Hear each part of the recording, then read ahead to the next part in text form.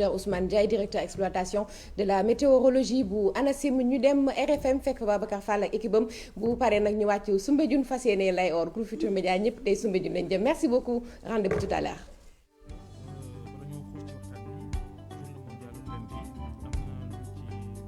ci particulier ci 2021 bi. jërëjëf El Hadj donc am lu ci particulier comme ni ñu ko xamee mbas mi di ñaan yàlla musal ñu ci moo tax ba célébration bi dañ koy limité rek ci ñëw ci presse beeg loolu exprimé wu ak ci réseaux sociaux yi waaye du am activité yi ñu daan def bu njëkk ba dañu daan organiser ay conférence organiser ay visite de site di xamle bu baax a baax météo loolu lépp la ñoo def nii dañu ko teg ci suuf ngir bañ jaxasoo beeg yu mel noonu mais teewul nag di gën a expliquer askan bi la mooy métier météo ak météo lu mu ëmb. lan mooy loola météo kon. météo baat bi baatu tubaab la météo mooy loo xam ni dafa nekk ci kaw ci jaww ji bu ñu koy wax nag mooy ngelaw lee tax ak mu ngi atmosphère bi jaww ji daal moo tax ñuy wax donc météo mooy li nga xam ni lépp loo xam ni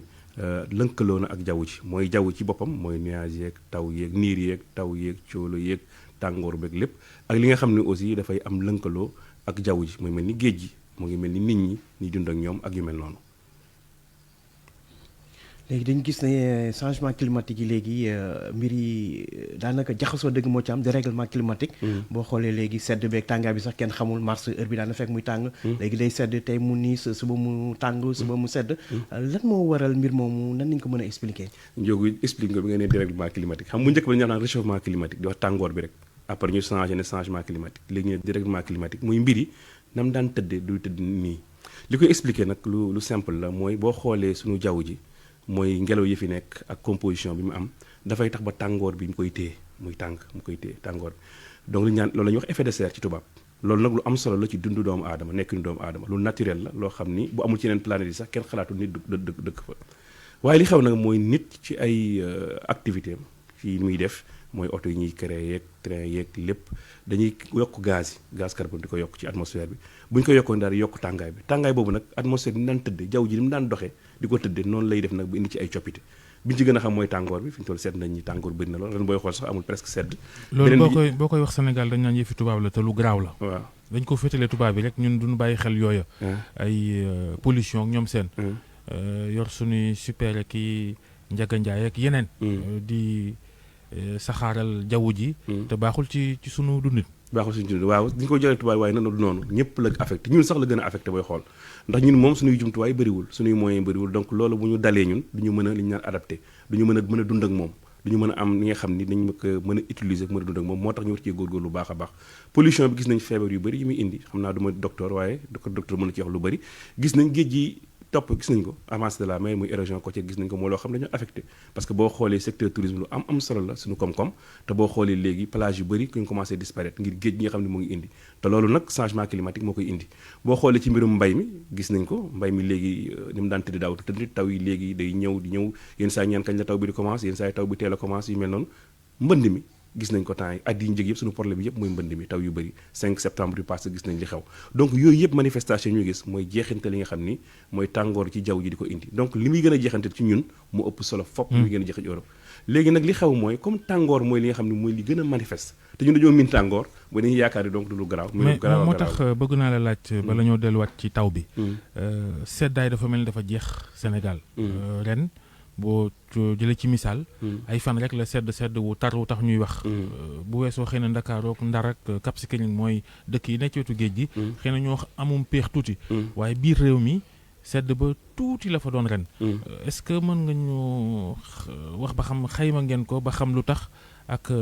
loola moom dina am saafaraam déet. waaw xayma nañ ko parce que météo amul frontière ñun ñëpp dañu ciy liggéey scientifique yi te sénégalais yi am nañ ñu màcc seen xam ne màcc lool ñu publié yu bëri ci loolu donc bu ñuy gam-gamle c'est-à-dire di comparer sedd yi ñu mës a am commencé novembre décembre janvier ba jàpp tuuti février comparer ko yu njëkkee dañuy xool ni changement am na ci bu bëree bëri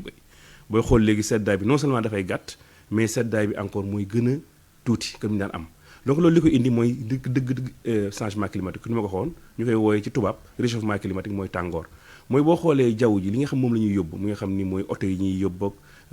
poussière yeeg pënd yeeg yooyu ñuy sànni ci jaww ji dafay tax tàngoor bi nga xam ne moom la suuf si di yëkkati di ko war a envoyé da koy téye boobu mu koy téye nag mooy yokk tàngoor bi bu yokkee tàngoor bi nag moo tax seddaay bi di gën a néew donc yooyu la mais nag dañ ko war a xam ni at yii di ñëw dañ koy gën a gis muy continuer waaye nag des fois dañu am ay vague de fraîcheur booy xool des fois di nga gis ay période yoo xam ñaari fan la sedd bu doy waar muy daal di jeex donc li ñu remarqué daal mooy seddaay bi day gën a gàtt ensuite sedd yi mu daan sedd bu njëkk ba léegi dootuñu ko amati sedd yu ndaw donc loolu gis nañ ko bu ñu gam-gamlee natt yi ñuy natt ci données yi waaw. loolu mbir yooyu yëpp li ko indi mooy nit ñi parce que ni nga waxee wàllum pollution beeg yëpp nit ñi tàngaay bi yu su bëri nit ñi ñoo koy occasionné tey lan ngeen di wax est-ce que yéen a ngi ñaax nit ñi ngir ñu moytu lépp loo xam te ne mën na yàq jaww ji ba indi ay jafe-jafe. waaw xam nga ANACIM muy agence nationale de l'aviation sur la météo li ñu état bi dénk da cee bokk lépp lu jëm ci mbirum météo di ko saytu di mën a jàppalanteeg aussi askan wi moo tax li ñuy njëkk a def mooy sensibilisation dafa am solo donc dañuy organiser ay caravanes di organiser ay formations surtout association yi nga xam mooy association mbooloo association bay nappkat yi muy CLPA association pêcheurs association agriculteurs yi yëpp ñuy waxtaan ak ñoom di leen expliquer lii xew nii dafa am loo xam ne moo ko sooke di waxtaan ak ñoom di leen expliquer ci ay anam yu simple am nañ ay vidéo am nañ ay plaquettes yu ñu leen di wan am nañ ay jeux de théâtre sax ñuy def di leen expliquer ni vraiment lii di xew mooy changement climatique te li ko sook comme ni nga ko waxee mooy nit ñi mën nañu ko arrêter ni ñu ko mën a arrêter mooy fexe ba ni ñuy dundee ak li ñuy produire ay gaz ci oto yeeg ci yu mel noonu ñu mën ko wàññi bu baax a baax a baax ak suñuy mbayin di leen ko expliquer di fexe aussi di leen jàppale ci ni ñuy dundee parce que changement climatique am na ba pare léegi il faut ñu xool nan la ñu mën a def ba mën a dëkk ak changement climatique moo tax ANACIM ci activité am dafa organiser li ñu naan ay système d'alerte précoce fexe ba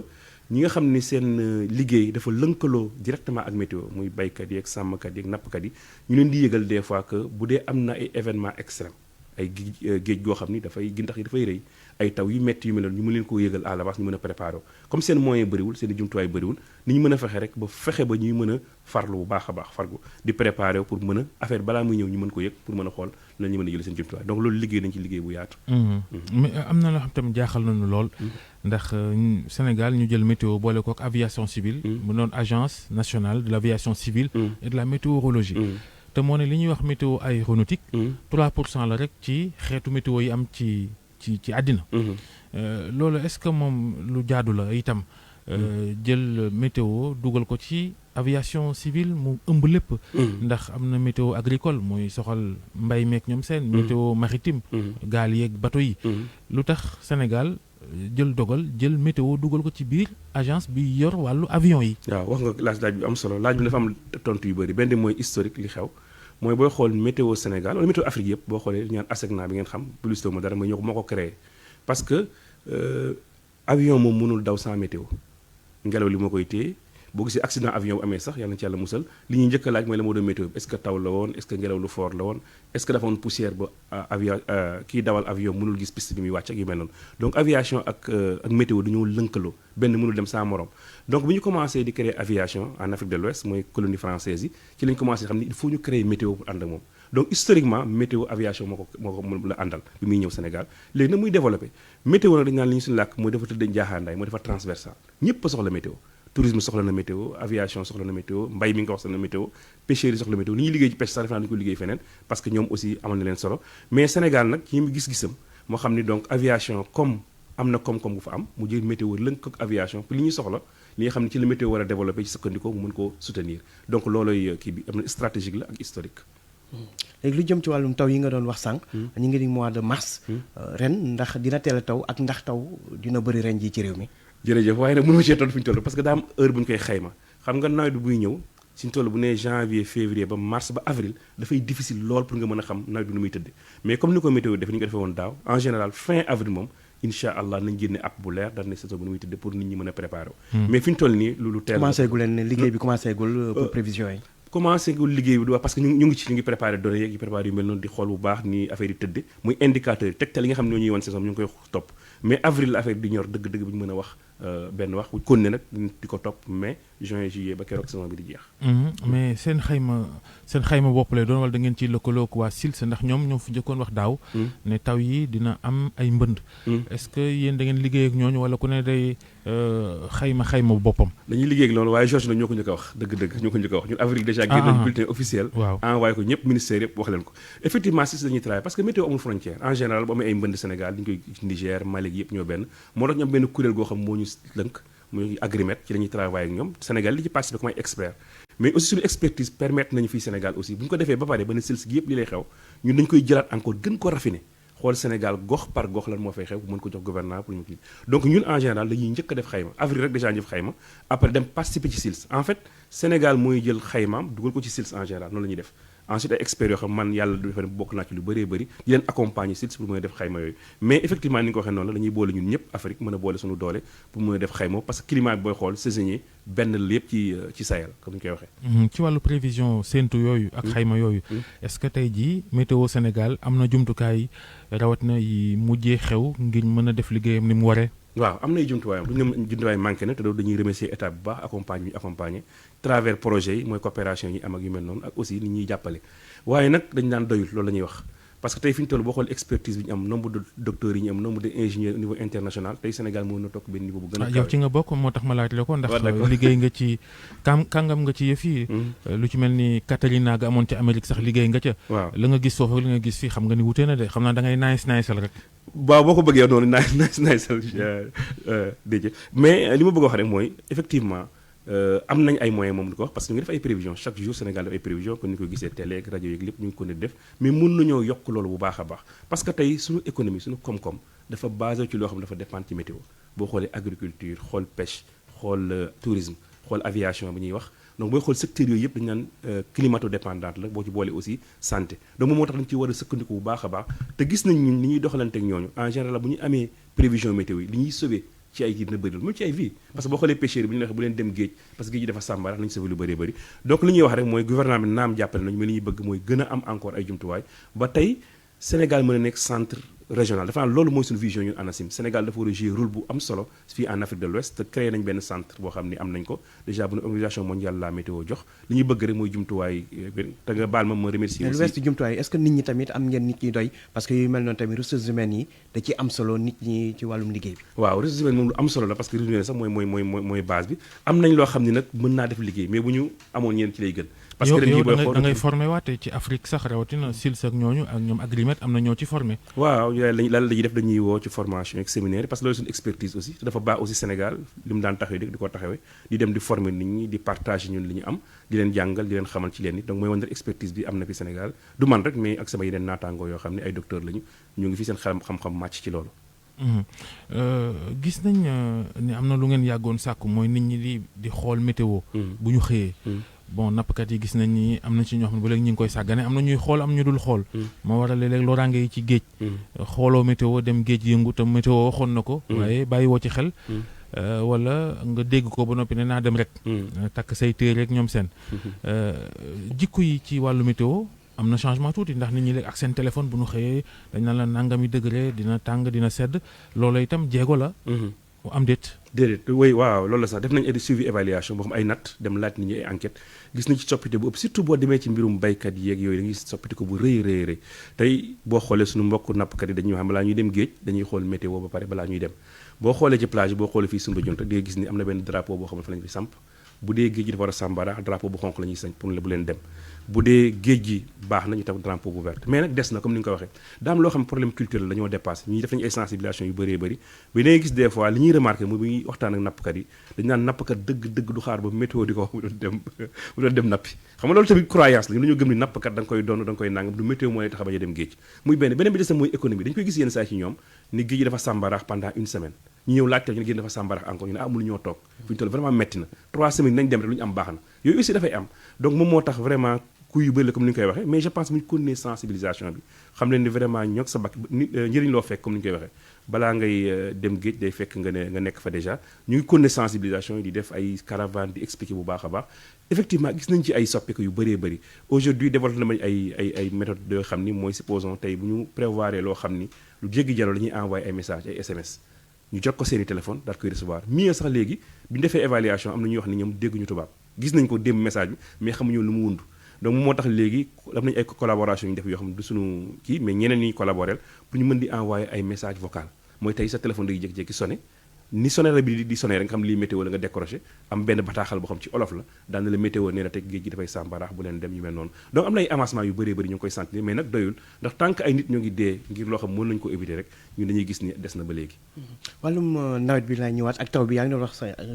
avril la mbir yi di leer mais par exemple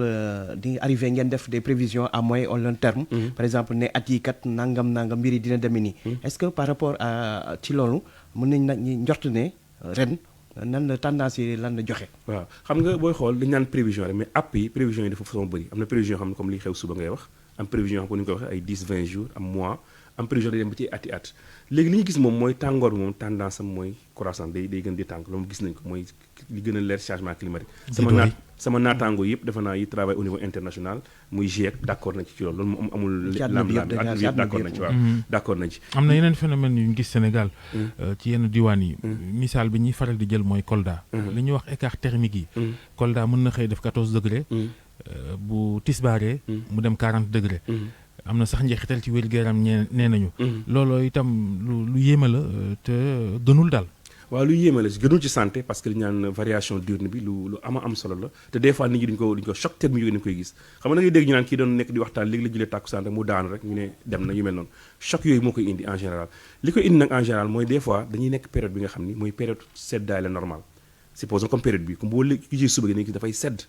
mais nag soleil bi yenn saay ak effet bi mooy dem ba indi yenn température yu xam ne dafa jéggi dayoo ci ngoon gi rapidement nga gis température bi commencé jóg nga gis nag écart boobu nag moom mooy indi yenn problème surtout ci gox yi nga xam ni amuñu géej yi amul géej en général koy gis parce que bu dee géej di naan géej day modérateur thermique géej dafay tax ba ndiir yi du mën am changement bu rëy boobu donc dëkk yi nga xam ne lépp dañoo nekk sur le continent comme ni ñu koy waxee jàpp Kolda Linguère Tamba yu mel noonu donc période yu mel nii dañu koy gis souvent surtout période charnière période bi nga xam ne day jóge ci tàngoor seddaay lay jóge di ci tàngoor lu ñuy faral di gis la en général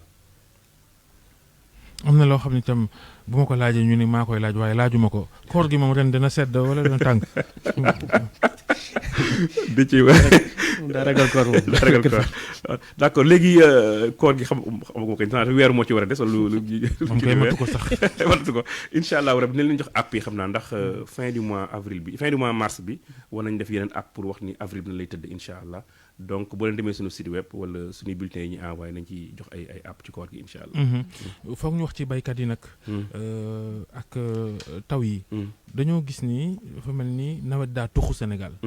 daan taw mois de mai teel a jeex. waaye léegi yéex a tàmbale yéex a jeex. est-ce que mën nañoo jàpp ne définitivement que ni diir ba nawet daan am ci réew mi daa tuxu léegi. waaw mën naa waaw dafa tuxu bu ñuy xool tendance yi bu ñuy xool rek calculer supposons ñaan moyenne yi calculer daan xew ci fukki at yi mujj ak fukki at léegi dañuy gis ni am na benn tuxu bu ci am mais des fois yenn at yi yenn saa yi dañuy gis mu teel loolu commencé mois de mai ci yenn gox yi nekk ci suuf surtout donc loolu aussi moom mooy signe changement climatique comme ni ma ko waxee woon sànq donc effectivement nawet moom ni muy tëdd léegi dafa doy waar surtout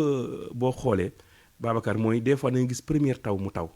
après mu toog diir bu yàgg tawul loolu nag mooy problème bi gën a rëy ci baykat yi moom bu tawee dañuy yaakaar ni taw na tooy na ñu ji n'est-ce pas bu ñu jiyee nag après mu xool ay 1 mois de taw donc li ñu jiyoon yëpp ñu perte ko moom moo tax ñun loolu mooy suñu problème bi gën a rëy mooy bu premier taw amee rek dañuy profité ne taw na naam waaye ñun bu ñu xoolee jaww ji ni mu tëddee gis nañu nawet bi ñëw gu duggul dëgg-dëgg taw boo xam ne dafa jógee Mali rek ñëw daan ñuy laal moom moo tax ñun li ñuy travail baykat yi aussi bëri na loolu leen accompagner pour boobu ji boobu ñuy def ak ensuite des fois suuf si dafa ñàkk doole engrais xam nga lu am solo la des fois dañuy def engrais rek ngoon ngi mu taw engrais bi yëpp lessivé wu comme ni ñu koy waxee yu mel noonu donc yooyu yëpp leen ci accompagner naa leen attention bu leen dem tool ak yu mel noonu ak dënn yi aussi gis nañ ni lu am solo la temps yi dañuy xool day jël faat ay bakken yu bëree bëri yooyu aussi dañu ko ne di sensibiliser. loolu nag c'est pas normal ah fii àddina toll ay dënn di rey ay nit. te jumtukaay disponible. waaw jumtukaay disponible paratonnerre war nañ ko mën a am ci réew mi. waaw gis naa direction de la protection civile def liggéey bu am solo ci xayma fan la paratonnerre war a am naa ñu ngi ciy def defe naa ne boo leen invité ñoom nañ ci mën a wax ju sori waaw dënn moom mën nañ ko éviter ak paratonnerre mais des fois aussi xam naa ni moyens yi peut-être moo dul doy ngir loolu te peut-être dañu ko mën a def fépp. jërëjëf docteur Ousmane Ndiaye yow yaay directeur de la prévision météorologique ca ANACIM di bànqaasu nguur gi nga xam moom lañu dénk wàllu avion yeeg wàllu météo tey mooy journée météorologique mondiale noonu ngeen ko tuddee mën nañu wax rek journée mondiale météo pour gàttal ko ñu lay gërëm ci waxtaan wi nuyu li mbokk yëpp ñoom sunu xarit yooyu njoogu ñu mu sax ñoom Pam Ngor rek xeet googu waaw incha allah jërëjëf Babacar kontaan nañu dal bi te ngeen insisté ci wolof bi nag météo moom ginnaaw nga leen bëgg mu jote ci ñëpp rek ñu insisté ci wolof ndax dañoo yàgg gis ni français lañ koy def ngeen yor bant ba rek di tabb naan fii ak fa wolof bi am na solo làkk réew mi incha allah nañ ci góorgóorlu bu baax a baax jërëjëf Babacar jërëjëf docteur Ousmane Ndiaye jaajëf Ndiogou jaajëf Assoumbe nag ñamu toogal ñu yendoog jàmm jërëjëf sëñ Fall rafetlu liggéey bi foofee ca rajo Futur Média jaajëfal la Ndiogou jaajëfal tamit seen ko gan ci kanam tuuti Babacar kon rendez-vous Soumbédioune 10h ci lay or bi foofu lay doon waa Soumbédioune nañu xaar en attendant la deuxième tasse actu de ce matin c'est dans votre matinale Info Matin de la télévision Futur Média merci